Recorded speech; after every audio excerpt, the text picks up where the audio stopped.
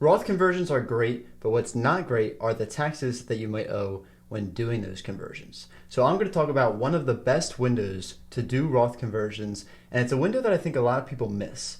In short, this is the time period from when you retire to the time where you collect Social Security. But stick around to the end of the video because I'm going to talk about 2 strategies that you can use to help maximize this window. So think about it like this. For all the years that you're working, you're earning income, and you might be in a high tax bracket while you earn that income, much higher than you would be if you weren't making any income. That should be pretty obvious.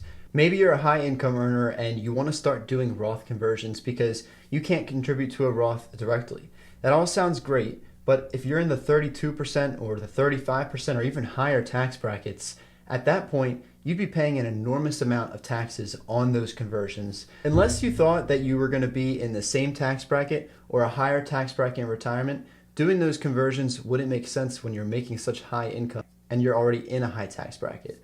Also, from a practical standpoint, unless you have a large amount of savings or cash flow, you'd be limited on the amount that you could convert compared to if you were in the 24% tax bracket or lower, because the money, again, is being taxed at a higher rate. Hopefully, this is all pretty straightforward so far. You likely would rather do conversions while you're in a lower income tax bracket rather than higher tax brackets. Now, first, let's kind of take a step back. Why do you want to do Roth conversions in the first place? Well, we've done a few videos on this and Roth topics in general, so feel free to go check out some of those videos. But having tax-free assets helps potentially pay less in taxes over time. It helps with certain legacy goals, and it also helps avoid RMDs, which RMDs are required minimum distributions that you must take from tax-deferred accounts at a certain age.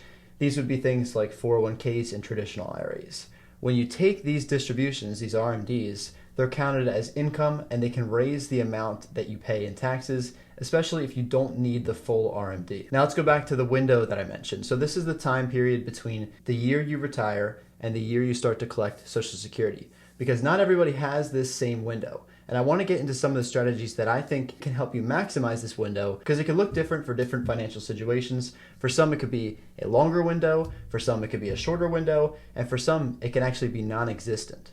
The first strategy to maximizing this window involves retirement age. If you're retiring at age 70, that's also the latest that you can defer collecting Social Security. So basically you would retire and you'd collect Social Security straight away. And now what's going to happen is that window, it's not going to be there. It's going to be non-existent, or it's going to be a little bit more difficult to achieve those conversion goals because you went from making your salary to taking Social Security straight away. Or let's say you retire at 65 and then you start collecting at age 67. That's only 2 years where you may be in a lower tax bracket.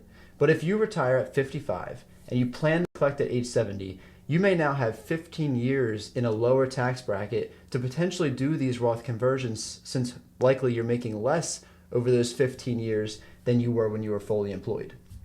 Now you can take these Roth conversions even slower, pay potentially even less in taxes over time, and get potentially more assets into tax-free retirement accounts.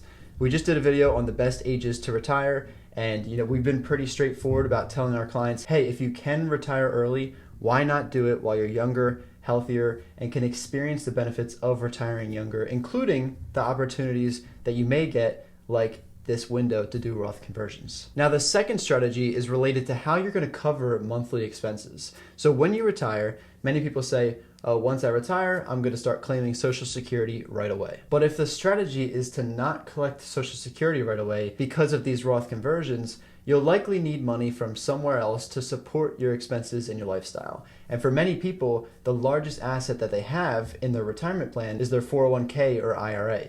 And the problem is that the withdrawals from these accounts are taxed as ordinary income, which can push your tax bracket up and, like we discussed in the beginning, make Roth conversions slightly less beneficial and could cause you to owe significant conversion taxes. So one solution to this could be building up your taxable accounts and your cash alternatives, things like bank accounts, money market accounts.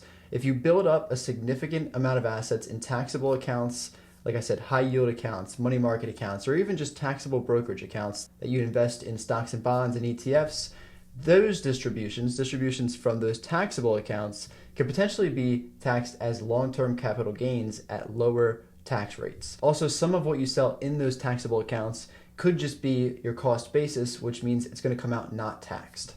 Keep in mind that if you are selling securities that are in taxable accounts that are held for 1 year or less, any gains are counted as ordinary income. So this would cause the same problem that we were talking about if you were to withdraw from IRAs. But securities held for over 1 year would be considered long-term capital gains that can be taxed at a lower tax rate than your ordinary income. So again, in order to prepare for this window of conversions, you might want to think about growing the amount of money that you have in taxable investments like money market accounts, taxable brokerage accounts.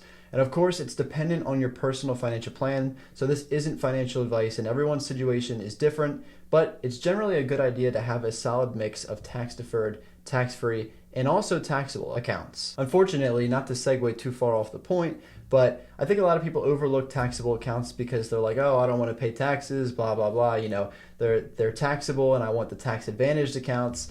But it's a shame that taxable accounts are thought of as less important than tax deferred accounts because there are tax advantages and tax efficiencies to having taxable accounts. So even though it's not a tax deferred or tax free account, there are oftentimes great tax advantages to having taxable assets, as we can see with this Roth conversion strategy.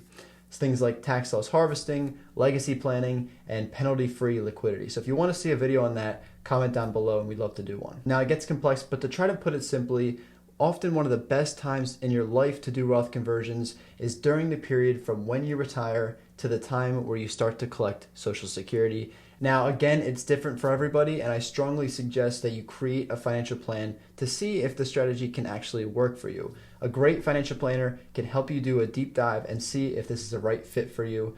But thanks for watching. If you enjoyed this video, leave a like down below and comment a video that you'd like to see in the future, and I'll see you in the next video.